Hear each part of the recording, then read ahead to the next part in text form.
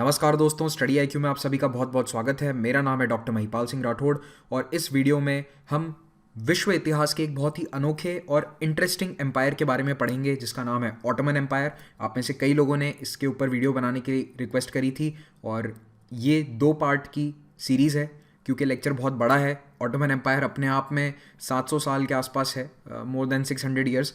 तो इसे 2 भागों में मैंने डिवाइड किया है। तो ये है part 1, Ottoman Empire, history of one of the greatest empire on अर्थ।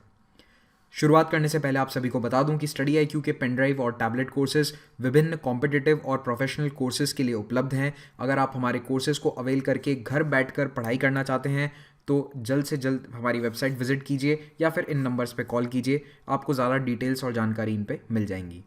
अगर आपको मेरे द्वारा बनाए गए लेक्चर्स के पीडीएफ चाहिए तो मेरे फेसबुक पेज को लाइक कर सकते हैं या फिर टेलीग्राम चैनल को भी सब्सक्राइब कर सकते हैं। दोनों जगह मैं पीडीएफ और अपडेट्स डाल देता हूँ।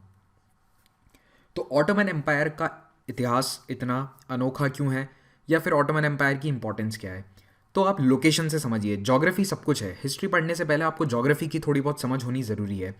ज्योग्राफी देखिए, ये ऑटोमन एम्पायर का मैप है उसके ग्रेटेस्ट एक्सटेंट पे, जब वो अपने सबसे बड़े स्केल पर था, बड़े लेवल पर था। 1683 17th सेंचुरी मैक्सिमम एक्सटेंट है ऑटोमन एम्पायर का। तो आप ध्यान देंगे कि ये 3 अलग अलग कॉन्टिनेंट्स में फैला हुआ है, अफ्रीका, एशिया और यूरोप। 3 कॉन्टिनेंट्स और कैपिटल है कॉन्स्टेंटिनोपल, या जिसे आज इस्तांबुल कहते हैं। तो इस्तांबुल जो है ये भी एक अनोखा शहर है। ये इंटरकॉन्टिनेंटल सिटी है, 2 कॉन्टिनेंट्स में फैला हुआ है। ये इसका कैपिटल है। तो आप इसकी लोकेशन समझिए। एक तरफ तो ऊपर रशिया, तो रशिया से दक्षिण की अगर तरफ जाना है तो ये इंपॉर्टेंट रूट है कॉन्स्टेंटिनोपल का। यूरोप से एशिया जाना है तो ये इंपॉर्टेंट रूट है। यूरोप से एशिया यहाँ होकर भी जाना है समुद्र के रास्ते से तो भी ये सुएज कैनाल वाला जो रूट है या फिर इजिप्ट का जो रूट है वो इंपॉर्टेंट है। इराक, सीरिया, इन सभी एरिया से होकर ही आप एशिया तक जा सकते हो। और एशिया यूरोप के बीच की इस ट्रेड एक्सिस पे, दुनिया की सबसे इंपॉर्टेंट ट्रेड एक्सिस के बीचों बीच बैठा था ऑटोमन एम्पायर। और एक तरह से आप देखिए कि मेडिटेरेनियन सी के काफ़ी बड़े हिस्से को घेर रखा है ऑटोमन्स ने। केवल बस ये वाला इस वेस्टर्न यूरोप का जो हिस्सा है ये ऑटोमन्स के अंडर में कभी नहीं रहा। उसके अलावा लगभग पूरा मेडिटेरेनियन कोस्ट, यहाँ पर रेड सी का कोस्ट ऑटोमन एम्पायर के अधीन था। एक और कारण ये है ऑटोमन की इंपॉर्टेंस का कि ऑटोमन एम्पायर 600 से भी अधिक वर्षों तक अपना प्रभुत्व कायम रखने में सफल रहा था। दुनिया में बहुत कम एम्पायर्स हैं जो 500 साल तक स्टेबलाइज्ड तरीके से चल पाते हैं। तो ये एम्पायर 1300 के आसपास शुरू होता है, 1300, और 1922 में वर्ल्ड वॉर 1 के बाद ये खत्म हो जाता है। ऑटोमन एम्पायर खत्म हो जाता है, इट सीजेस टू एग्जिस्ट। तो आप देखिए 622 साल ये चला है, जिसमें लगभग 600 साल का जो इसका इतिहास है वो बहुत ही एक बड़े एम्पायर के रूप में अपने आप को इसने स्टेबलाइज किया। तो अलग अलग नेशनैलिटीज़ हैं, अलग अलग भाषाएं बोली जाती है। एम्पायर में कोई एक जैसे लोग नहीं रहते थे, अलग अलग एथनिसिटीज़ के लोग थे। तो इन सबको एकजुट रखना कोई आसान काम नहीं था और ऑटोमन रूलर्स इसे करने में सक्सेसफुल रहे बिकॉज उनका एडमिनिस्ट्रेटिव सिस्टम और मिलिट्री सिस्टम काफ़ी कोडिफाइड था। अब डिटेल्स में जाएं उससे पहले एक बार आपको मैं मैप दिखाना चाहता हूँ। तो ये है एशिया। आप इस पूरे एरिया में जो आज की मॉडर्न बाउंड्रीज है एशिया की वो देख सकते हैं। और अगर हम भारत से चलते हैं पश्चिम की ओर तो ये है आज का मॉडर्न देश तुर्की या टर्की। और ये टर्की जो है ये कोर या एपिसेंटर था इस पूरे ऑटोमन एम्पायर का। तो ऑटोमन एम्पायर के अंदर भी जो बार बार जिक्र आएगा जिन एरियाज़ का वो मेनली ये वाले हैं। आप देखिए ये है इस्तांबुल शहर। अब इसका नाम 1922 में इस्तांबुल कर दिया गया था। पुराना नाम था कॉन्स्टेंटिनोपल, बाइजेंटियम और कॉन्स्टेंटिनोपल, कॉन्स्टेंटिनिये, अलग अलग नाम है इसके। अभी हम देखेंगे कि कैसे नाम अलग अलग पड़े। ये है ब्लैक सी उत्तर में। ब्लैक सी को सी ऑफ मारमारा से कौन सा स्ट्रेट कनेक्ट करता है आपको मुझे कमेंट्स में बताना है। बहुत ही फेमस है इस्तांबुल शहर, उसके किनारे स्थित है। और दूसरा एक और बताइए, सी ऑफ मारमारा को एजियन सी से कौन सा स्ट्रेट कनेक्ट करता है। दोनों स्ट्रेट्स के नाम आप कमेंट में बताइए। तो वैसे आप ये देख ही सकते हैं कि इस्तांबुल जो है ये 2 कॉन्टिनेंट्स के ऊपर है। यहाँ पे है यूरोप, यहाँ पे है एशिया, और इन दोनों कॉन्टिनेंट्स पे ये शहर स्थित है। तो ऑटोमन एम्पायर के अधीन कौन कौन से एरिया थे? South east Europe, western Asia, north Africa. 14 से अर्ली 20th सेंचुरी तक इसने राज किया। मल्टीनेशनल था, मल्टीलिंगुअल था, अलग अलग नेशनैलिटी, अलग अलग भाषा बोलने वाले लोग इसमें इस साम्राज्य के अधीन रहते थे। ईस्ट और वेस्ट यानी एशिया और यूरोप के बीच में जो मेन रास्ता था वो ऑटोमन एम्पायर होकर जाता था। इसीलिए इस जगह की बहुत इंपॉर्टेंस रही है हमेशा से। ऑटोमन एम्पायर की हिस्ट्री को हम ब्रीफली 5 पीरियड्स में बांट सकते हैं। तो पहला है राइज, जब ऑटोमन एम्पायर एस्टैब्लिश होता है सन 1300 के आसपास, 1299 1300 दोनों डेट ठीक है। 1453 जब वो कॉन्स्टेंटिनोपल जीत लेते हैं। उसके बाद एक्सपांशन, बहुत ही तेज़ गति से एम्पायर बढ़ता है और 1566 में अपने चरम पर पहुंच जाता है। तो 1566 या 1683 तक ये जो 16th और 17th सेंचुरी का टाइम पीरियड है, यहाँ पे एम्पायर अपने पीक पर था और एक स्टैग्नेशन का काल था। स्टैग्नेशन यानी कि लगभग 250 साल तक एम्पायर में ना कमी आई ना बढ़ा, लगभग उसी स्टेट में, स्टिल स्टेट में बना रहा। स्टैग्नेशन जैसे कहते हैं ना, तालाब का पानी स्टैग्नेट करता है, एक ही जगह स्थिर रहता है, नदी की तरह नहीं होता, तो ये स्टैग्नेशन पीरियड है। अब कई हिस्टोरियंस इसे डिक्लाइन भी कहते हैं कि यहाँ से ही डिक्लाइन या डाउनफॉल शुरू हो गया था ऑटोमन का। लेकिन मॉडर्न हिस्टोरियंस अभी पिछले 15-20 सालों में एक नई थियरी उभर कर आई है कि ये कोई डिक्लाइन नहीं था, एम्पायर इस पीरियड में नॉर्मल था, स्टेबल था, अपना काम कर रहे थे, एक्सपांड नहीं कर रहे थे लेकिन श्रिंक भी नहीं कर रहे थे, छोटे भी नहीं हो रहे थे। तो ये पीरियड डिक्लाइन का नहीं है। तो डिक्लाइन मेनली जो माना जाता है ऑटोमन्स का वो 19वीं सदी में है, 1828 में, जब बाकी दुनिया काफ़ी मॉडर्नाइज कर गई, ऑटोमन्स बहुत पीछे रह गए, मिलिट्रीली पिछड़ते गए। तो जो ऑटोमन मिलिट्रीज लेजेंडरी थी, 300 सालों तक उन्होंने दुनिया की हर लड़ाई जीती थी, वो 19वीं सदी के अंदर आकर हारने लग गई, आसपास के एम्पायर से पीछे हो गई। और फाइनली वर्ल्ड वॉर 1 जो था उसने ऑटोमन एम्पायर के ताबूत में आखिरी कील डाल दी और 1922 में ऑटोमन एम्पायर समाप्त हो जाता है। उसके बाद टर्की में रेवोल्यूशन हुआ और किसके नेतृत्व में? मुस्तफ़ा कमाल अतातुर्क के नेतृत्व में मॉडर्न टर्की का एस्टैब्लिशमेंट होता है, टर्की एक रिपब्लिक की तरह उभर कर आता है। तो इस लेक्चर में पार्ट 1 में मैं आपको मेनली राइज और एक्सपांशन वाला जो पीरियड है ये पढ़ाऊंगा और ये बाकी वाला जो समय काल है ये हम नेक्स्ट लेक्चर में पढ़ेंगे, क्योंकि मेन जो इंपॉर्टेंट सुल्तान हैं वो इसी पीरियड में है, जिनके बारे में कभी एग्जाम्स में पूछा जा सकता है या फिर जिनके बारे में आपको जानना इंटरेस्टिंग लगेगा। इस काल में इतने कोई खास इंपॉर्टेंट सुल्तान नहीं है, लेकिन हाँ जो एक ट्रेंड्स हैं, क्या क्या एडमिनिस्ट्रेटिव क्वालिटीज़ थी एम्पायर की, वो सब हम नेक्स्ट लेक्चर में देखेंगे। और ये पीरियड काफ़ी इंपॉर्टेंट है कि डिक्लाइन कैसे होता है, वर्ल्ड वॉर 1 के आसपास के समय की जो पॉलिटिक्स है वो काफ़ी इंपॉर्टेंट है, ये भी सब नेक्स्ट लेक्चर में कवर होगा। तो ऑटोमन एम्पायर की कहानी शुरू करने से पहले आपको रोमन एम्पायर के बारे में पता होना चाहिए। रोमन एम्पायर जो इटली में, रोम में केंद्रित था, रोम शहर है, ये रहा इटली के अंदर। अब आपको शायद इसमें दिखेगा नहीं लिखा हुआ, लेकिन ये रोम शहर है। रोम में एक एम्पायर या मोनार्की या रिपब्लिक अलग अलग समय में कैरेक्टर बदलता गया, लेकिन एक कंटिन्यूस एस्टैब्लिशमेंट था 753 बीसी से 753 बीसी, लगभग आज से 2700 साल पहले से रोमन एम्पायर था और ये किसी ना किसी रूप में 1453 एडी तक जारी रहा। इसका कैरेक्टरिस्टिक बदला, साइज बदली, लेकिन एक एम्पायर कंटिन्यूसली ऑलमोस्ट 2000 साल तक दुनिया के इस बड़े हिस्से पे राज करता है। तो ये जो शुरुआत रोमन किंगडम से हुई थी, बाद में रिपब्लिक हुआ, फिर से उसके बाद रोमन एम्पायर हुआ, वो हिस्ट्री हमारे लिए इंपॉर्टेंट नहीं है। अगर आप चाहते हैं तो कमेंट में बताइए, कोशिश करूंगा रोमन एम्पायर पे भी सीरीज़ कभी ला सकूं। वैसे इंडिया के पॉइंट ऑफ व्यू से वो बिल्कुल भी इंपॉर्टेंट नहीं है। आप बस इतना सा याद रखिए कि रोमन एम्पायर अपने चरम पर था 1st और 2nd सेंचुरी एडी में। तो ये 117 एडी का मैप है, जब ऑलमोस्ट पूरा यूरोप और उत्तरी अफ्रीका और यहाँ पे टर्की वाला जो एरिया है ये रोमन एम्पायर के अधीन था। और रोमन एम्पायर में फिर कुछ घटनाएं होती है जिसके कारण कैपिटल शिफ्ट किया जाता है रोम से, कहाँ पर? यहाँ पर कॉन्स्टेंटिनोपल, बाइजेंटियम में। तो उसके बाद बाइजेंटीन एम्पायर की स्थापना होती है। देखो शहर पुराना था, छोटा शहर था यहाँ पे बाइजेंटियम, लेकिन इस बाइजेंटियम को कैपिटल बना दिया किसने? कॉन्स्टेंटीन नाम के एक रोमन एम्पायर ने 330 में कैपिटल शिफ्ट कर दिया। और कुछ साल बाद क्या हुआ 395 के अंदर कि ये रोम जो है 2 हिस्सों में बंट जाता है। इधर वाला इनको कहा गया कि आप अपना संभालो, हम अपना देखेंगे, यहाँ पे हम अपना कैपिटल बाइजेंटियम रखेंगे। तो रोम 2 हिस्सों में बंट जाता है, ईस्टर्न रोमन एम्पायर और वेस्टर्न रोमन एम्पायर। तो ये देखो आप इसमें क्लियरली देख सकते हो मैप में। तो धीरे धीरे ये वाला जो रोम है ना ये खत्म हो गया। ये एम्पायर 2 हिस्सों में बंटने के कुछ सालों के अंदर अंदर ही वेस्टर्न रोमन एम्पायर पूरी तरह से खत्म हो गया। सब अलग अलग इंडिपेंडेंट हो गए अपने अपने, क्योंकि काफ़ी अटैक्स होते गए, ट्राइब्स से बहुत लड़ाइयाँ थी, तो इसीलिए ये वाला एम्पायर खत्म हो गया। लेकिन ये वाला जो है ये जारी रहा। तो ये रोम खत्म होने के बाद ये वाला रोम जारी रहता है और अब यही रोम कहलाया है, यही रोमन एम्पायर हो चुका है। और अब इसका कैपिटल है बाइजेंटियम, जिसका नाम बदल के कर दिया गया कॉन्स्टेंटिनोपल। किसके पीछे? इसी कॉन्स्टेंटीन एम्पायर के पीछे। अब बाइजेंटियम फिर से उस वेस्टर्न रोमन एम्पायर की कुछ टेरिटरीज पे तो कब्जा जमा लेता है और अपने चरम पर आ जाता है 6th सेंचुरी तक, यानी 100 साल में इन्होंने भी वही सब था, रोमन कैरेक्टरिस्टिक्स से, रोमन आर्ट, कल्चर, लिटरेचर सब कुछ बाइजेंटियम के अंदर शिफ्ट हो गया था रोम की जगह। लेकिन अब एपी सेंटर क्या है? पूरे एम्पायर का सेंटर ये है, क्योंकि कैपिटल भी यहाँ है।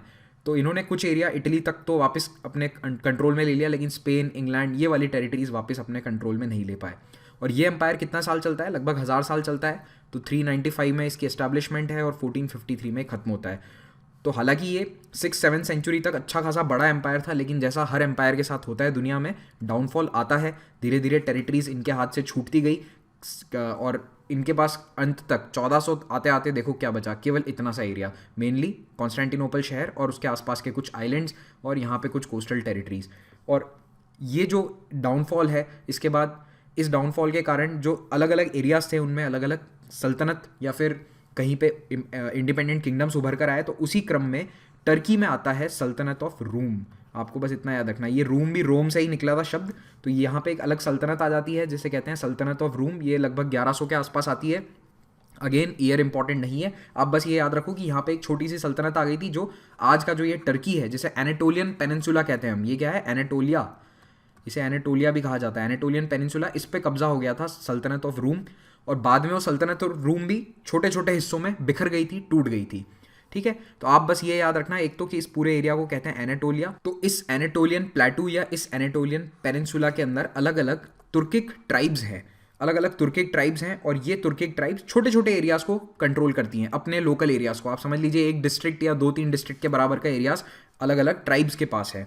और ये ट्राइब्स वैसे अपना कंट्रोल रखती थी, लेकिन नॉमिनली मानती थी कि हाँ जो सल्तनत ऑफ रूम है हम उनके अधीन हैं। तो इन्हीं ट्राइब्स में एक ट्राइब थी जिसका नाम था काई ट्राइब। आई होप मैं नाम सही प्रोनाउंस कर रहा हूँ, मेरा कोई तुर्किक दोस्त नहीं है जिससे मैं प्रोनाउंसिएशन सही तरीके से पूछ सकूँ।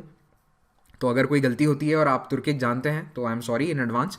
तो काई ट्राइब का एक लीडर था उस्मान, और ये जो उस्मान नाम का लीडर है, इसी के पीछे, इस फर्स्ट ऑटोमन सुल्तान के पीछे इसे ऑटोमन कहा जाता है। एक्चुअली उस्मान को अरबी में उथमान भी कहते हैं, तो इसे आप ऐसे भी लिख सकते हैं, उथमान भी लिखा जाता है कई बार। तो उस्मान या उथमान, तो इस उथमान के पीछे ही ऑटोमान वहाँ से शब्द निकलता है और उस्मान के जो वंशज हैं वो ऑटोमन कहलाए। तो उस वक्त तक ये सुल्तान नहीं थे, ठीक है, सुल्तान की उपाधि इन्होंने अभी तक ली नहीं थी। ये अपने आप को बे कहते थे, बेग या बे, ठीक है, जिससे, और बेग की जो वाइफ होती है वो कहलाती है बेगम। तो आप देखेंगे कि कई सारे वर्ड्स मिलते जुलते हैं, क्योंकि इंडिया में भी आपने ये वर्ड सुने होंगे, क्योंकि मुगल एम्पायर भी क्या था, एक तरह से टर्को मंगोल लीनियज थी मुगल एम्पायर की भी, तो कुछ शब्द आपको मिलते जुलते भी लग सकते हैं। तो ये बे जो है ये छोटे छोटे एरियाज अपने अंडर रखते थे, और इन बे के जो एरियाज हैं, जो टेरिटरी है, वो कहलाती थी बेलिक, ठीक है, ये बेलिक। तो एक समय ऐसा था, 1200s की बात है, 1280s के आसपास आते आते बाइजेंटीन एम्पायर तो देखो सिमट कर बस इतना सा रह गया है, इस्तांबुल यहाँ कैपिटल है, और आसपास का एरिया ऑटोमन्स और अलग अलग जितने भी अहीज छोटे छोटे बेलिक्स हैं इनके पास है, ठीक है, तुर्किक बेलिक्स कहते हैं, या ये एक तरह से प्रोविंस समझ लो आप, स्टेट या राज्य समझ सकते हो, राज्य के बराबर एरियाज कंट्रोल कर रहे हैं। ऑटोमन्स भी इतने बड़े नहीं थे, ये मैप थोड़े बाद के समय का है, ऑटोमन्स के पास पहले बहुत छोटी सी टेरिटरी थी, ये मैप में आप देख सकते हैं इतनी सी टेरिटरी थी किसके पास, उस्मान के फादर के पास। लेकिन उस्मान ने अपने जीवन काल में ये पूरा एरिया जो आप लाइट रेड कलर में देख सकते हैं ये जीत लिया। और सोगुत नाम का एक बहुत इंपॉर्टेंट शहर है, सोजित, सॉरी इसे सोजित प्रोनाउंस किया जाता है, तो सोजित शहर को जीत कर इसे अपना कैपिटल बनाया। और कहते हैं कि उस्मान को एक सपना आया था कि मैं सो रहा हूँ और मेरे शरीर से एक पेड़ जो है निकलता है और उस पेड़ की शाखाएं पूरी दुनिया को अपने अंदर ले लेती हैं, लपेट लेती हैं। तो ये सपना जो है कहते हैं ये ऑटोमन एम्पायर के जो अगले सुल्तान हैं उन्होंने पूरा किया, और उस्मान का ये सपना था कि पूरी दुनिया पे हमारा राज हो। तो ये सोजित है, बस नाम याद रख लेना, फर्स्ट कैपिटल पूछा जा सकता है कभी, सोजित। यहाँ पे ऑटोमन हिस्ट्री आपके सिलेबस में है, अगर आप किसी कॉलेज के एग्जाम में जहाँ पे आपसे ये पूछी जा सकती है। यूपीएससी के अंदर हिस्ट्री में नहीं है, बेसिक कुछ बातें आपको ऑटोमन्स के बारे में पता होनी चाहिए।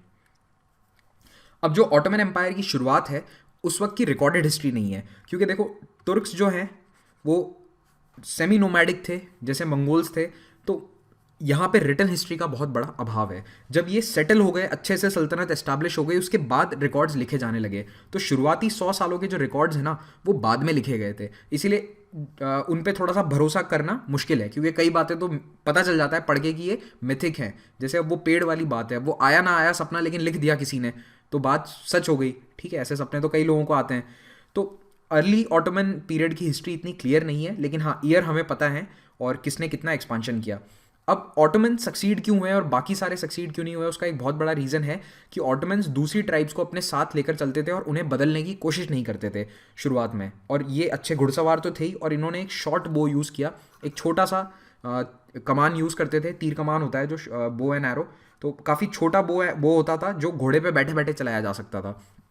तो वैसे भी तुर्क्स अपने हॉर्समैनशिप के लिए फेमस हैं, तो इनकी हॉर्समैनशिप, शॉर्ट बो और सारी ट्राइब्स को साथ लेकर चलने का जो पॉलिसी थी, इसके कारण इनका एक्सपांशन बहुत तेज़ी से हुआ। तो उस्मान का बेटा था ओरहान गाजी, नाम था ओरहान और टाइटल था गाजी। ठीक है, आप देखेंगे ऑटोमन सुल्तान्स को कई टाइटल्स दे दिए जाते हैं। तो 1324 में उस्मान की डेथ के बाद ओरहान सत्ता संभालता है, और ओरहान को ट्रू फाउंडर कहा जाता है इस डायनेस्टी का। ठीक है, ट्रू फाउंडर का क्या मतलब है? देखो, डायनेस्टी एस्टैब्लिश कर दी थी उस्मान ने, लेकिन इसे कंप्लीटली इंडिपेंडेंट ओरहान ने बनाया। इसके पहले जो सल्तनत ऑफ रूम थी, सिक्के उनके नाम के चलते थे, नॉमिनली उस्मान उनको ट्रिब्यूट पे करता था, लेकिन ओरहान ने कंप्लीटली अपने आप को इंडिपेंडेंट घोषित कर दिया और कहा कि अब मैं ही राजा हूँ। और ओरहान के टाइम पे एक बहुत बड़ा बेनिफिट ओरहान को मिला, बाइजेंटीन एम्पायर और कमज़ोर होता गया। बाइजेंटीन में एक वॉर ऑफ सक्सेशन छिड़ा हुआ था, आपस में ही भाइयों में लड़ाई चल रही थी कि कौन अगला राजा बनेगा, और इस लड़ाई का फ़ायदा ओरहान ने बहुत उठाया। एक्चुअली जो लड़ाई लड़ रहे थे उनमें से एक ने ओरहान से मदद मांगी, क्योंकि बिल्कुल पड़ोसी थे। आपने इस मैप में देखा ही था पिछले वाले में कि बिल्कुल ही पड़ोसी हैं ऑटोमन्स और बाइजेंटीन। तो ऑटोमन से मदद मांगी बाइजेंटीन एम्पायर में एक फैक्शन ने, और यहाँ तक कि जॉन द सिक्स्थ नाम था उस राजा का, उसने अपनी बेटी की भी शादी करा दी ओरहान से। तो आप देख रहे हो यहाँ पे मैट्रिमोनियल अलायंसेस भी एस्टैब्लिश हो रही हैं, और ये आगे हमेशा करा ऑटोमन्स ने। आगे देखोगे आगे आप हम जैसे जैसे इतिहास में जाते हैं तो हम देखते हैं कि हंगेरियन, सर्बियन, जितने भी किंगडम्स हैं यूरोप में, सभी किंगडम्स में हराने के बाद, डिफीट के बाद, या अलायंस बढ़ाने के लिए शादियां भी करी थी ऑटोमन सुल्तान्स ने। तो जॉन द सिक्स्थ ने अपनी बेटी की शादी ओरहान से करा दी, और इस लड़ाई में बहुत ज़्यादा फ़ायदा होता है ऑटोमन्स को, क्योंकि उन्होंने इंटरनली अब देख लिया है कि बाइजेंटीन एम्पायर कमज़ोर है, आपस में लड़ रहा है, और बुरसा शहर कैप्चर करके कैपिटल बना दिया इसे ओरहान ने। ये एक बहुत ही बड़ी जीत थी ओरहान की, क्योंकि बुरसा स्ट्रैटेजिकली बहुत इंपॉर्टेंट शहर था। और दूसरी बहुत बड़ी जीत थी नाइसिया की। नाइसिया पूरे एम्पायर में दूसरा सबसे बड़ा शहर था, कॉन्स्टेंटिनोपल के बाद दूसरा सबसे बड़ा शहर था नाइसिया बाइजेंटीन एम्पायर का, और इसे जीतना भी एक बहुत बड़ा फैक्टर था ओरहान के फेमस होने में, क्योंकि यहाँ 3 साल लगातार सीज चली थी। 3 साल शहर को घेरने के बाद नाइसिया ने समर्पण कर दिया। तो ये टेरिटरी थी किसकी? उस्मान की। और ये जो लाइट कलर में टेरिटरी है, ये ओरहान की डेथ के समय है, यानी ओरहान ने अपने समय में इतना एरिया कर दिया। आप देखिए लगभग ट्रिपल कर दिया एरिया को। और उसमें भी इंपॉर्टेंट क्या है? बरसा शहर जीतना। तो बरसा जो है ये शहर कैपिटल बन गया है, सोजित से चेंज होकर बुरसा हो चुका है। और दूसरी चीज़ आप ध्यान दीजिए, अब ये इंटरकॉन्टिनेंटल एम्पायर हो चुका है। किसके समय से? ओरहान के समय से, क्योंकि यहाँ पे कॉन्टिनेंट को क्रॉस करके यूरोप का भी कुछ एरिया इन्होंने अपने कब्जे में ले लिया। ठीक है, लेकिन अभी भी कॉन्स्टेंटिनोपल बाकी है, बाइजेंटीन एम्पायर अभी भी बाकी है। अब आते हैं मुराद द फर्स्ट पे।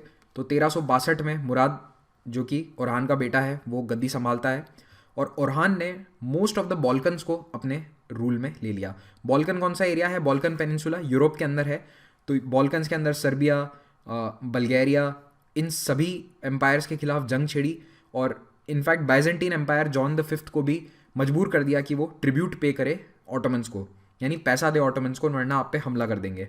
और मुराद ने पहली बार टाइटल सुल्तान का इस्तेमाल किया, यानी अभी तक तो वो बे का टाइटल इस्तेमाल कर रहे थे, लेकिन मुराद को लगा कि नहीं, अब हमारे पास इतना बड़ा एरिया है कि हम एक गवर्नर की तरह नहीं है या फिर एक राज्य की तरह नहीं है, अब हम एक देश की तरह हैं, तो हमें टाइटल इस्तेमाल करना चाहिए सुल्तान। और मुराद के समय की एक और ख़ास बात है, जैनिसरीज़ की स्थापना करी गई और एक देविसिरमी सिस्टम शुरू किया गया।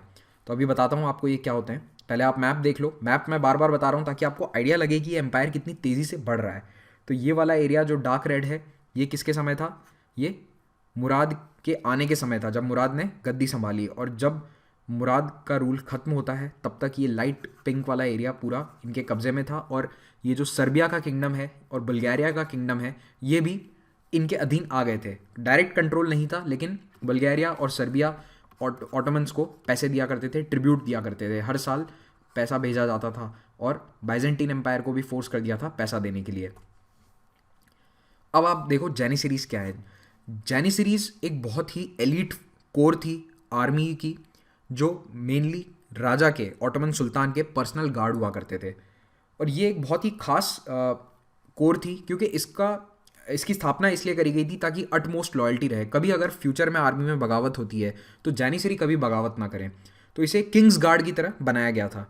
और ख़ास बात ये थी कि ये जो जैनिसरीज हैं ये सोल्जर्स बचपन में ही 8 से 18 की उम्र के बीच में 12-13 साल के लड़कों को लाया जाता था और आर्मी ट्रेनिंग दी जाती थी। और ये लड़के कहाँ से आते थे? ये होते थे क्रिश्चियंस। तो देखिए, ज़्यादातर जो एरिया अब ऑटोमन्स कैप्चर कर रहे थे ये पूरा क्रिश्चियनिटी वाला एरिया था, यहाँ पे ज़्यादातर क्रिश्चियन पॉपुलेशन थी। तो ऑटोमन्स में अब ये कहा जाता है या तो मुराद या ओरहान दोनों में से किसी एक ने जानिसरी सिस्टम शुरू किया था। तो इन्होंने क्या सिस्टम किया कि अपने खुद के ट्राइब्स के जो लोग हैं वो तो आर्मी में है ही, लेकिन उन्हें एलीट कोर में नहीं लिया जाए। यहाँ से बच्चों को किडनैप किया जाता था। हर गांव में जाकर क्रिश्चियन परिवारों का जो सबसे बड़ा बेटा होता था, एक बेटा उनसे ले लिया जाता था। जिस घर में भी 2 बेटे हैं, एक बेटा जैनिसरीज की तरह उठा के किडनैप करके ले जाएंगे। अगर आप प्रेम से दे दो तो ठीक है, नहीं तो उसे किडनैप कर लिया जाता था। हर 2-3 साल में आर्मी जाती थी और बच्चों को उठा लाती थी। छोटे बच्चे होते थे, 8 से 16 साल की उम्र के बीच में। इन्हें लाकर सबसे पहले इस एरिया में रखा जाता था, ये जो टर्की वाला एरिया है, ताकि उन्हें तुर्की भाषा आए, तुर्की कल्चर समझें, क्योंकि ओरिजिनली तो एम्पायर यहीं से निकला है ना, कोर तो यही है, तो कल्चर ट्रेडिशन वो तो सब यहीं का होगा। तो वो पूरा समझाया जाता था, आर्मी ट्रेनिंग दी जाती थी और इन्हें शादी करने से मनाही थी, तो ये शादी भी नहीं कर सकते थे। तो जैनिसरीज जो हैं धीरे धीरे एक एलीट कोर की तरह डेवलप होते हैं। ये स्लेव भी नहीं थे, कई लोग इन्हें रॉन्गली स्लेव कहते हैं, लेकिन ये स्लेव नहीं थे। स्लेव को कोई तनख्वाह नहीं मिलती है, इन्हें तनख्वाह मिलती थी, प्रॉपर मिलिट्री इनको पगार मिलती थी, पेंशन मिलती थी। और तो और जैनिसरीज आर्मी करियर के बाद में एडमिनिस्ट्रेशन में भी ले लिए जाते थे। अगर आपको अच्छा 10-20 साल का आर्मी एक्सपीरियंस है तो आपको एडमिनिस्ट्रेशन में भी जगह दी जाएगी। और मेरिटोक्रेसी थी कि अगर आप उसमें अच्छा परफॉर्म करते हो तो आप बहुत ऊपर तक पहुंच सकते हो, आप हाईएस्ट एडमिनिस्ट्रेटिव लेवल्स तक पहुंच सकते हो। तो एक तरह से ये कंबाइंड आर्मी और आईएएस सर्विस दोनों मिलाकर एक साथ बना दी गई हो, इस तरह का सिस्टम था। ओरिजिनली थी तो मिलिट्री सर्विस, लेकिन बाद में मिलिट्री करियर के बाद में एडमिनिस्ट्रेशन में भी ये जा सकते थे। तो जैनिसरीज, हालांकि आपको लग रहा होगा कि बच्चों को किडनैप किया जा रहा है, लेकिन बाद में ये बहुत ही अट्रैक्टिव करियर बन गया था, क्योंकि जैनिसरी बनना अपने आप में एक सोशल मोबिलिटी का सिंबल है। अगर आप जैनिसरी कोर में शामिल हो जाते हो तो ऑटोमेटिकली आपका समाज में दर्जा काफ़ी ऊपर बढ़ जाएगा। आप एक जैनिसरी हो तो आप एक एलीट मिलिट्री ऑफिसर हो। तो शुरुआत इसकी किडनैपिंग से हुई थी। 200-300 साल ये सिस्टम रहा भी था, बाद में इसे बंद कर दिया था ऑटोमन्स ने। काफ़ी आगे जाकर 200 साल बाद इसे बंद कर दिया गया था। लेकिन हाँ, शुरुआत में जो जितने भी जैनिसरीज हैं वो सब क्रिश्चियन हुआ करते थे और बाद में उन्हें किडनैप करके आर्मी में ज्वाइन करवाया जाता था। अब आते हैं हम अगले सुल्तान पे। इसका नाम है बायजीद, बायजीद द फर्स्ट। और निक नेम देखो कितना ज़बरदस्त है, यिल्डिरिम। यिल्डिरिम का मतलब होता है थंडर बोल्ट, बिजली कड़कती है ना, थंडर बोल्ट होता है जब। तो नाम हो, निकनेम हो तो ऐसा हो वरना ना हो, यिल्डिरिम बायजीद। यिल्डिरिम क्यों कहते हैं? क्योंकि ये जब अपनी आर्मीज लीड करते थे और इन्होंने इतनी लड़ाइयाँ जीती कि इन्हें यिल्डिरिम कहा गया, कि ये थंडर बोल्ट की तरह दुश्मनों पे टूट पड़ते हैं। तो यिल्डिरिम की सबसे बड़ी जीत थी वो थी निकोपोलिस में, जो आज बल्गारिया में है। यहाँ पे क्रूसेडर्स को हराया था। एक क्रूसेड आया था, यूरोप की आर्मीज इकट्ठा हुई, उन्हें लगा कि हाँ ऑटोमन एम्पायर काफ़ी बड़ा थ्रेट बन सकता है, तो उन्होंने इकट्ठा होकर ऑटोमन्स के खिलाफ आर्मी भेजी, लेकिन यहाँ पे वो हार गए। यिल्डिरिम ने कॉन्स्टेंटिनोपल पे हमला करने की कोशिश करी, कुछ साल उसे सीज भी किया, लेकिन कॉन्स्टेंटिनोपल की दीवारें बहुत मजबूत हैं, बहुत मजबूत थी, तो वो इस अटैक को आराम से रिपेल कर गए। कुछ सालों तक सीज रही, अल्टीमेटली सीज हटा दी गई। लेकिन यिल्डिरिम की सबसे बड़ी हार जो थी कैरियर की, वो थी तैमूर लेम द्वारा। जी हाँ, ये वही तैमूर लेम है जिसने 1398 में दिल्ली पे भी हमला किया था। तो तैमूर का एम्पायर समरकंद, बुखारा, जो सेंट्रल एशिया वाला रीजन है, वहाँ पे कॉन्सेंट्रेटेड था, लेकिन बहुत बड़ा एम्पायर बना दिया था तैमूर ने भी। तो तैमूर ने अटैक किया ऑटोमन्स पे, और ये बहुत ही बड़ा सेटबैक था। 100 सालों में लगातार जो ऑटोमन्स जीतते आ रहे थे, 1299 से लगातार जीत रहे थे, पहली बार एक बड़ी हार मिलती है उन्हें तैमूर से। तो तैमूर ने 1402 में बैटल ऑफ अंकारा, अंकारा जो आज टर्की का कैपिटल है वही अंकारा, तो बैटल ऑफ अंकारा में यिल्डिरिम बायजीद को हराया और कैदी भी बना लिया।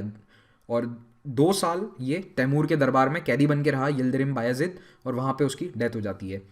और बायजीद की डेथ के बाद, या फिर इस बैटल ऑफ अंकारा के बाद, बायजीद के जो 4 बेटे थे उनमें आपस में घमासान छिड़ गया, एक सिविल वॉर छिड़ जाता है कि कौन अगला राजा बनेगा। पापा तो उधर जेल में बैठे हैं और पीछे चारों बेटे आपस में लड़ने लग गए। तो ये 11 साल का जो पीरियड है, ये बहुत ही ऑटोमन एम्पायर के लिए उथल पुथल वाला पीरियड है। कभी 2 साल कोई राजा रह रहा है, कभी 3 साल कोई राजा रह रहा है, सुल्तान बदलते गए। और अल्टीमेटली महमद द फर्स्ट इस लड़ाई में जीत कर बाहर आता है, मतलब बाकी तीनों भाई मर गए, महमद द फर्स्ट जीत कर आता है। लेकिन इस समय ऑटोमन एम्पायर को काफ़ी नुकसान हुआ। इस 11 साल के पीरियड में कई टेरिटरीज इनके हाथ से चली गई, लेकिन महमद ने सुल्तान बनने के बाद फिर से उन टेरिटरीज को अपने कब्जे में ले लिया। तो महमद का रूल जो है वो इतना इंपॉर्टेंट नहीं है। अब हम सीधा आएंगे अगले 40 साल आगे बढ़ जाओ। 40 साल तक कोई मेजर एक्सपांशन नहीं होता है। 1411 के बाद एम्पायर मेनली कंसोलिडेट किया जा रहा था। आते हैं हम 1451 में। तो ये 1451 के अंदर ऑटोमन एम्पायर है।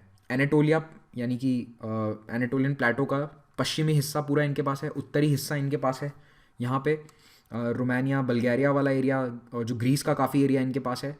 तो इस एरिया को तो ये कहते थे रोमेलिया, दो नाम था। इन्होंने अपने एम्पायर को दो हिस्सों में, मतलब दो बड़े बड़े प्रोविंसेस में बांट रखा था, एनाटोलिया और रोमेलिया। ठीक है, रोमेलिया मतलब वही रोम से निकला हुआ शब्द है रोमेलिया। तो रोमेलिया और एनाटोलिया ये दो मेजर डिवीजन थे इनके एम्पायर के।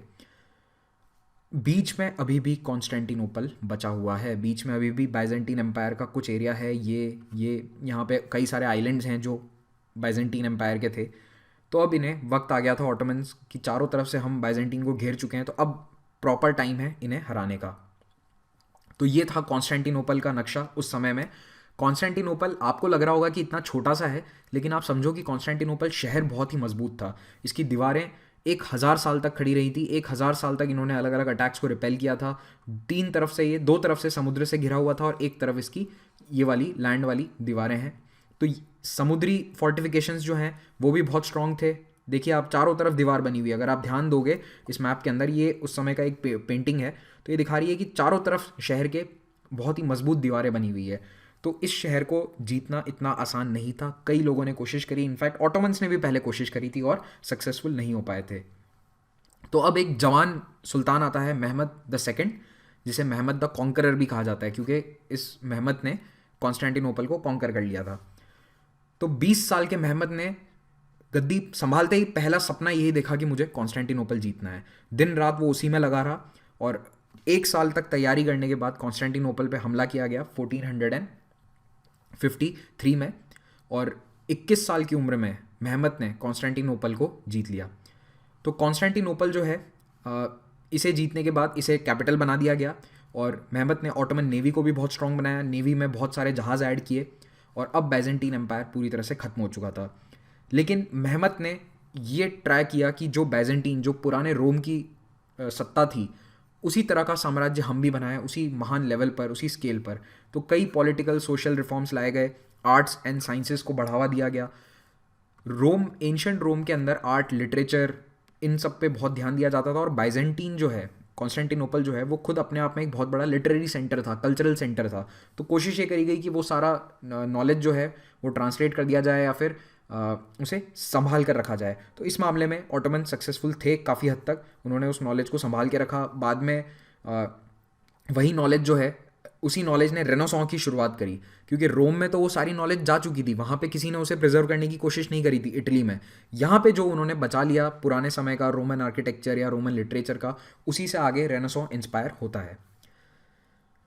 तो महमद के समय में एम्पायर अब इकोनॉमिकली भी बहुत पावरफुल था, क्योंकि अब पूरा ट्रेड रूट इनके कब्जे में था। अब जो रशिया से एजियन सी की तरफ का जो रास्ता है वो भी पूरी तरह से इनके पास आ चुका था, क्योंकि कॉन्स्टेंटिनोपल इन्होंने जीत लिया था।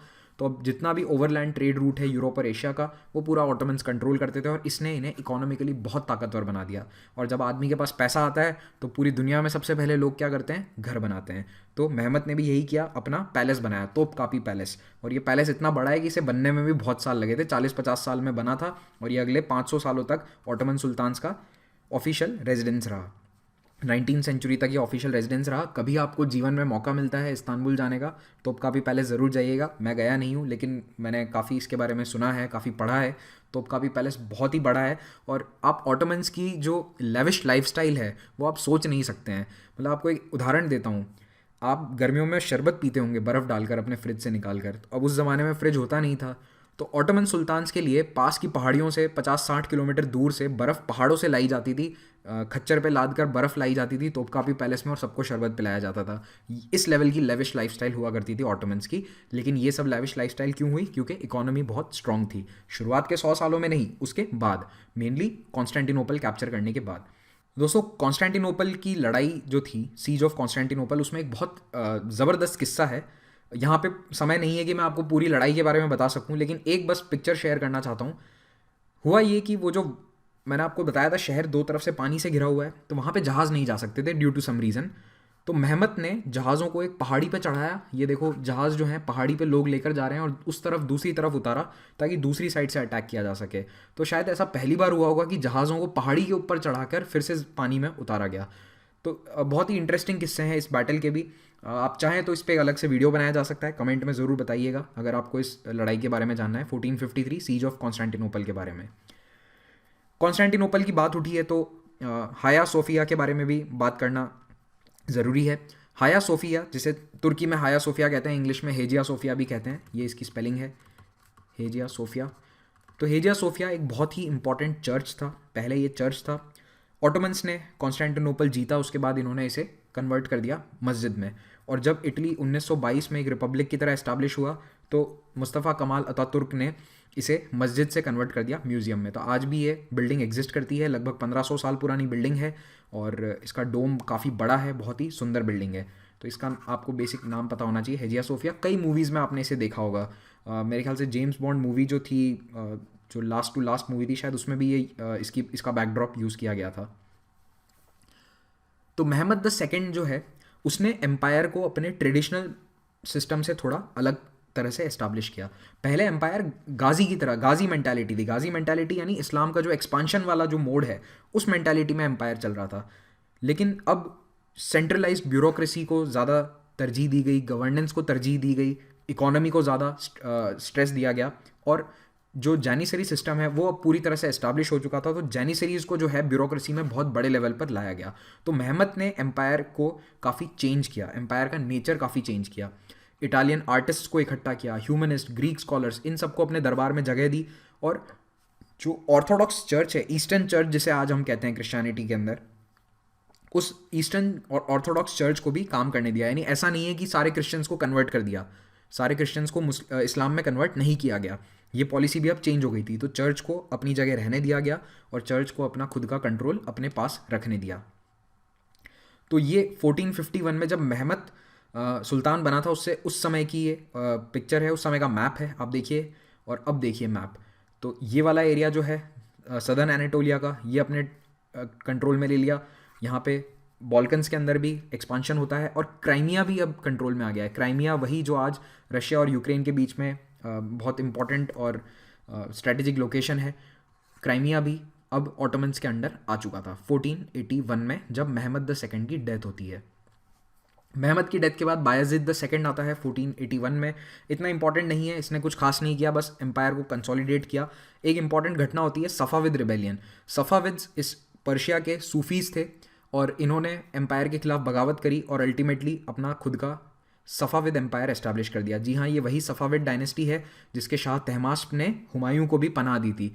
तो ये सफ़ाविद एम्पायर कहाँ पे एस्टैब्लिश होता है? पर्शिया में। और ये कई सालों तक लगातार ऑटोमन्स के साथ लड़ाई में रहे, और इनके बीच में ये जो आज का इराक वाला एरिया है, ये हमेशा इसके लिए लड़ाई लड़ते रहे। तो हालांकि बाद में अल्टीमेटली ऑटोमन्स ने ये अपने कब्जे में ले लिया, लेकिन काफ़ी सालों तक इसको लेकर लड़ाई चलती रही। और इधर मुगल्स से इनकी लड़ाई किसको लेकर चलती थी? कंधार और काबुल को लेकर। कंधार काबुल को लेकर लगातार मुगल्स और सफ़ाविद की लड़ाइयाँ चलती रही। अब देखो, एक बड़ा एरिया बचता है जो इनके पास नहीं था, वो था इजिप्ट। तो इजिप्ट में किसका रूल था? मामलुक्स का। मामलुक डायनेस्टी थी।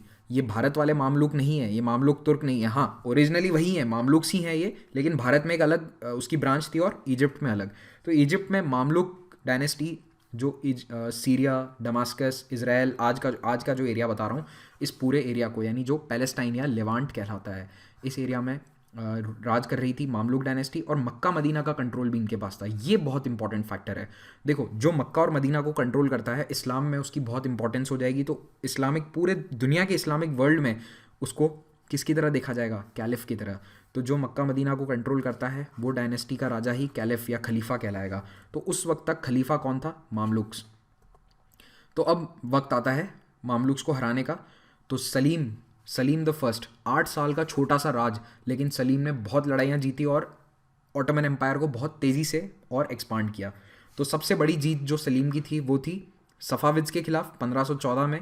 अगर कोई नाम याद रखना चाहता है तो लिख ले, बैटल ऑफ चाल्डिरान, ये नाम है लड़ाई का। 1514 में सफ़ाविद्स को हराया गया। फिर इजिप्ट को हराया। इजिप्ट के जो मामलुक्स हैं उन्हें वहाँ से हटा दिया और मिडिल ईस्टर्न एरियाज़ जो हैं, मिडिल ईस्ट का हार्टलैंड है, ये पूरा एरिया ये अपने कब्ज़े में लिया। मक्का मदीना अब ऑटोमन्स के कंट्रोल में आ चुका था और अब ऑफिशियली मक्का मदीना का गार्डियन कौन है? Ottoman emperor. और इसी कारण ऑटोमन एम्परर अब कहलाएगा खलीफा या कैलिफ। और 1922 तक ये पोजीशन इन्हीं के पास रही थी। तो 1517 में ये ऑफिशियली ऑटोमन सुल्तान खलीफा घोषित होता है और अगले 400 साल तक ये पोजीशन उनके पास रही। 1922 में जब ऑटोमन सुल्तान को हटा दिया गया तो पूरी दुनिया के अंदर एक प्रोटेस्ट होता है मुस्लिम्स द्वारा। पूरी दुनिया के इस्लामिक कंट्रीज़ के अंदर, साथ साथ भारत में भी हुआ था, जिसे हम क्या कहते हैं? खिलाफत। याद करो, खिलाफत आंदोलन जो नॉन कोऑपरेशन के साथ साथ चल रहा था, जिसे गांधी जी का भी फुल सपोर्ट था। तो ये खिलाफत इसीलिए हुआ था क्योंकि ऑटोमन सुल्तान को हटाया गया था। तो आपको ये याद रखना है, Salim the first is first Ottoman caliph. और उससे पहले कौन थे? मामलुक सुल्तान हुआ करते थे। तो अब देखिए सीरिया, ये टेरिटरी जो आपको दिख रही है, सीरिया और इजिप्ट की, ये पूरी टेरिटरी सलीम ने ऐड कर दी थी। ठीक है, यहाँ पे ये टेरिटरी और इधर ये वाली टेरिटरीज ऐड करी गई थी सलीम द्वारा। और अभी और एक्सपांशन बाकी है। तो अब अगला एक्सपांशन जो है वो किया जाएगा सुलेमान द मैग्निफिसेंट द्वारा। सुलेमान द मैग्निफिसेंट वहाँ का अकबर है। जैसे भारत के अंदर मुगल एम्पायर के अंदर अकबर को देखा जाता है, या फिर जैसे मौर्य वंश के अंदर किसे देखा जाता है? अशोक को या चंद्रगुप्त मौर्य की जो इंपॉर्टेंस है वही सुलेमान द मैग्निफिसेंट की है। नाम से ही आपको पता चल जाएगा, मैग्निफिसेंट, जिसके नाम में ही मैग्निफिसेंट है उसने कुछ ना कुछ अच्छा ही किया होगा। तो ज़्यादातर जगह जहाँ ऑटोमन एम्पायर्स को या एम्परर्स को दिखाया जाता है यही फ़ोटो आपको देखने को मिलेगी। तो इनका ये अनियन शेप्ड टर्बन, खास करके ये पहना हुआ गेटअप आपको दिखेगा। तो सुलेमान का राज है 1520 से 1566, one of the longest reigning Ottoman emperors. Suleiman को वेस्टर्न स्कॉलर तो कहते हैं मैग्निफिसेंट, लेकिन जो टर्किश हिस्टोरियंस हैं वो कहते हैं कानूनी सुल्तान सुलेमान, क्योंकि सुलेमान ने लॉ में बहुत सारे चेंजेस किए, लॉ को हार्मोनाइज किया, पूरे देश के अंदर एक जैसा कानून लाया, अलग अलग कोड्स लेकर आए, हर चीज़ के लिए फिक्स कानून बनाया गया। तो इसीलिए इसे कानूनी सुल्तान सुलेमान भी कहा जाता है। तो ये बहुत फेमस और ग्रेट लेजिस्लेटर था और न्याय का बहुत बड़ा पक्षकार था। यानी जस्टिस होना चाहिए सोसाइटी में, देश में जब तक जस्टिस नहीं होगा तब तक देश स्टेबल नहीं हो पाएगा। ये थिंकिंग थी सुलेमान की। सुलेमान के रूल के टाइम पे ऑटोमन एम्पायर अपने चरम पर था, अपने जेनिथ पर था। चाहे वो इकोनॉमी हो, मिलिट्री हो, पॉलिटिकल पावर हो, हर तरह से अपने टॉप लेवल पर था ऑटोमन एम्पायर। तो सुलेमान की डेथ जब होती है तब ऑटोमन एम्पायर इतना बड़ा हो चुका है। तो पहले आपने देखा था एरिया केवल यहाँ तक थे, लेकिन सुलेमान ने इसे अफ्रीका के ये जो एरिट्रियन कोस्ट है यहाँ तक एक्सपांड किया। यहाँ दक्षिण में और एक्सपांशन हुआ, बगदाद और आज का जो कुवैत वाला एरिया है यहाँ तक एक्सपांशन हो चुका है। उधर सेंट्रल यूरोप के अंदर एक्सपांशन है, अल्जीरिया तक एक्सपांशन है। आप देखो टेरिटरी वाइज ये एरिया कितना दूर है, लेकिन इसे कंट्रोल कर लिया गया। तो अब 3 कॉन्टिनेंट में ये पूरा एम्पायर फैला हुआ है, अफ्रीका, यूरोप और एशिया। और ये अपने मैक्सिमम एक्सटेंट पर है एम्पायर, और लगभग 1683 तक मैक्सिमम ही रहा था। उसके बाद धीरे धीरे कुछ कुछ टेरिटरीज इंडिपेंडेंट होती गई और 19th सेंचुरी में जाकर ये जो यूरोपियन देश हैं इन्होंने अपनी इंडिपेंडेंस घोषित कर दी, ग्रीस और अन्य देशों ने। तो सुलेमान द मैग्निफिसेंट का टेरिटोरियल एक्सपांशन आई होप अब आप समझ सकते हैं। तो जहाँ केवल 300 साल पहले, सन 1300 में, 300 भी नहीं 250 साल पहले बस इतना सा एरिया था ऑटोमन्स के पास, तो 250 साल के अंदर ये एरिया इतना बड़ा हो चुका है। तो सुलेमान ने 13 कैंपेन्स लीड किए और Suleiman personally military campaign lead करता था, इसीलिए भी ये बहुत फेमस है क्योंकि पर्सनली हर बैटल में इसने लीड किया अपनी आर्मी को। कई इंपॉर्टेंट लड़ाइयाँ जीती इसने। हंगरी अपने कंट्रोल में लेकर आए, यहाँ पे हंगरी जो है, हंगरी इनके कंट्रोल में आता है। बगदाद जीत लिया, बगदाद सफाविद से जीता गया। मिडिल ईस्ट के कई एरियाज एक्सपांड किए, अल्जीरिया, पूरा नॉर्थ अफ्रीका। लेकिन एक बहुत बड़ी हार थी सुलेमान की, जो शायद सबसे इंपॉर्टेंट है यूरोप की हिस्ट्री में, मिडिवल एजेस में, कि ऑटोमन एम्पायर का जो विजयी रथ है वो कहाँ पर आके रुकता है? वियना पे। यहाँ पे लिखा हुआ नहीं दिखेगा, लेकिन ये वियना शहर है, ऑस्ट्रिया का कैपिटल। तो अगर आप यूरोप का मैप देखते हो तो ये आधे यूरोप तक ऑटोमन्स आ चुके थे, लेकिन वियना में जाके इन्हें फाइनली हार देखनी पड़ी। 2 बार इन्होंने कोशिश करी वियना को जीतने की, लेकिन वियना जीत नहीं पाए। ठीक है, ऑस्ट्रियंस ने इन्हें धकेल दिया 1529 और 1532। दोनों बार इन्होंने अटैक किया और ख़राब मौसम या बीमारी, कई सारी वजहें थी जिससे ऑटोमन आर्मी यहाँ पर हार जाती है। सीज ऑफ वियना सक्सेसफुल नहीं होती है। फाइनली और यहाँ पे जाकर ऑटोमन्स रुक जाते हैं, इसके आगे वो बढ़ नहीं पाए। लेकिन उसके अलावा बल्गारिया, रोमानिया, ये सारा एरिया इनके कंट्रोल में आ चुका था। फिर सुलेमान ने भी मेहमद की तरह ही ऑटोमन नेवल फ्लीट को बहुत पावरफुल बनाया और अब ऑटोमन नेवल फ्लीट ना केवल मेडिटेरेनियन बल्कि रेड सी और यहाँ पे इंडियन ओशन के अंदर भी बहुत पावरफुल थी। इनफैक्ट सुलेमान के समय ऑटोमन नेवी गुजरात में पोर्चुगीज से लड़ाई लड़ रही थी, सीज ऑफ दीव हुई थी 1531 के अंदर, दीव जीतने की कोशिश करी थी पोर्चुगीज को हराकर। और इंडियन ओशन में पोर्चुगीज उस वक्त बहुत पावरफुल थे, कार्टाज सिस्टम अपना चला रहे थे, तो कार्टाज सिस्टम को तोड़ने के लिए ऑटोमन्स और पोर्चुगीज की लगातार लड़ाइयाँ होती है। बाय द वे पोर्चुगीज ने ऑटोमन्स को सरकमवेंट करने के लिए ही ये अफ्रीका के नीचे से घूम के रास्ता निकाला था भारत तक के लिए, ताकि ऑटोमन्स के थ्रू ना जाना पड़े यहाँ पे भारत से व्यापार करने के लिए। ओके, तो ऑटोमन नेवी ध्यान रखना कहाँ कहाँ तक पहुँच चुकी थी, इंडियन ओशन तक, रेड सी तक, और यहाँ तक कि मलेशिया में एक जगह है जिसका नाम है आचे है, ठीक है, मलेशिया में है आज के। तो मलेशिया में जो आचे का सुल्तान था उसने भी एक बार हेल्प मांगी थी ऑटोमन से और वो हेल्प भी भेजी गई थी। तो ऑटोमन फ्लीट मेडिटेरेनियन, रेड सी, पर्शियन गल्फ सभी जगह डोमिनेटिंग थी इस वक्त। ये 1530-40 के आसपास की बात है। और कई नेवल कैंपेन्स लाए गए पोर्चुगीज़ के खिलाफ, लेकिन अल्टीमेटली पोर्चुगीज़ इसमें अपना एम्पायर बचाने में कामयाब रहे। उन्होंने अपना जो इंडियन ओशन का जो पूरा ऑटोनॉमी थी उसे बचा लिया, अपना जो दबदबा था इंडियन ओशन पे वो बचाए रखा। ऑटोमन्स उन्हें खदेड़ नहीं पाए इंडियन ओशन से और पर्शियन गल्फ के आसपास वाले एरिया से। फिर सुलेमान ने लेजिस्लेटिव चेंजेस किए, समाज में, एजुकेशन में, टैक्सेशन में, क्रिमिनल लॉ में हर तरह के चेंजेस लाए गए, शरिया लॉ को हार्मोनाइज किया गया। फिर कल्चर में बहुत सारे चेंजेस दिए गए। सुलेमान खुद एक बहुत बड़ा पेट्रन था कल्चर का। कहते हैं कि सुलेमान ने 300 से भी ज़्यादा मस्जिदें बनवाई एनाटोलिया में, और गोल्डन एज माना जाता है इस फेज़ को, सुलेमान के राज को ऑटोमन एम्पायर का गोल्डन एज कहा जाता है। क्यों? क्योंकि आर्ट, लिटरेचर, आर्किटेक्चर, इन सब में बहुत डेवलपमेंट्स होते हैं। फिर बड़े बड़े जो काम सुलेमान ने करवाया आर्किटेक्चर में, उनमें से एक था सुलेमानिये मॉस्क। सुलेमानिये मस्जिद इस्तांबुल में है और ये इसकी फ़ोटो है। तो ये सुलेमानिया मॉस्क है, हेजिया सोफिया के बाद में ये दूसरी सबसे बड़ी मस्जिद है इस्तांबुल की। तो इसे बनवाया, इसे कमीशन किया। फिर काबा, जो आज आप देखते हो मक्का के अंदर काबा आपको देखने को मिलता है, उसको रेनोवेट कराया। तो मेजरली जो आज काबा देखने को मिलता है वो उसी समय का बनाया हुआ है। और जेरूसलम शहर की दीवारें भी रिपेयर करवाई। तो जो हिस्टोरिक सिटी है जेरूसलम का, और उसमें जो डोम ऑफ रॉक है उसे भी रेनोवेट कराया गया था। तो जेरूसलम शहर की आज जो दीवारें देखने को मिलती हैं वो सुलेमान द्वारा बनाई गई हैं 500 साल पहले। हालांकि जेरूसलम तो बहुत पुराना शहर है, 3000 से 4000 साल पुराना बताया जाता है, तो लगातार उसमें रेनोवेशन होते रहे। लेकिन जो अभी लेटेस्ट जो दीवारें हमें देखने को मिलती हैं वो सुलेमान द्वारा बनवाई गई थी 16वीं सदी में।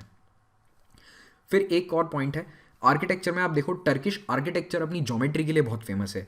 इसमें पैटर्न्स आपको सारे ज्योमेट्रिकल देखने को मिलेंगे।